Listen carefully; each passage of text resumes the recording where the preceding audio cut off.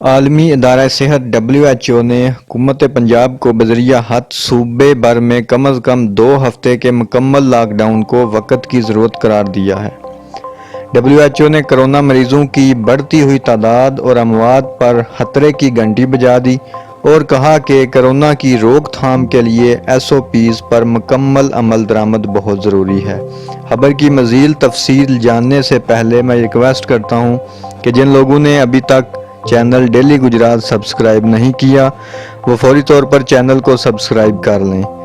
WHO کی جانب سے تحریر کیے گئے خط میں تجویز کیا گیا ہے کہ پنجاب میں کم از کم 2 ہفتے کے لیے مکمل لاک ڈاؤن وقت کی ضرورت ہے۔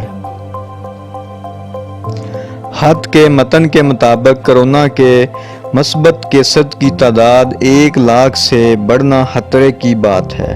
خط میں کہا گیا کہ لاک ڈاؤن کے وقت روزانہ 1000 کیسز رپورٹ ہو رہے تھے۔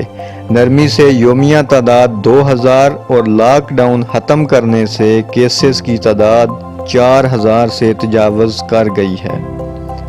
WHO کے خط میں کہا گیا کہ کرونا کے حوالے سے SOPs پر سختی سے عمل درآمد نہیں ہو رہا۔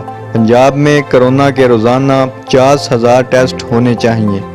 واضح رہے کہ ملک میں بڑھتی ہوئی لاپرواہی اور غیر محتاط رویے کے باعث پاکستان میں نہ صرف کرونا کیسز کی تعداد میں بلکہ اس سے اموات میں بھی تیزی سے اضافہ ہو رہا ہے۔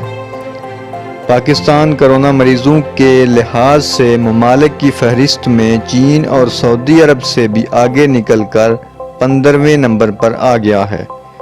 پاکستان میں کرونا وائرس کے کیسز کی تعداد 1,08,000 سے تجاوز کر چکی ہے، جبکہ اس موذی وبا سے جاں بحق افراد کی کل تعداد 2000 سے زیادہ ہو چکی ہے۔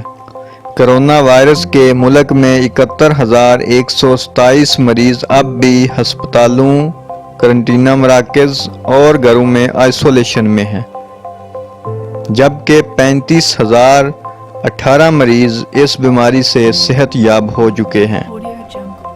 WHO، وزیر اعظم عمران خان اور تمام ماہرین صحت مسلسل اس بات پر زور دے رہے ہیں کہ تمام شہری SOPs پر مکمل عمل درآمد کریں اور اپنی اور دوسروں کی صحت کو یقینی بنائیں۔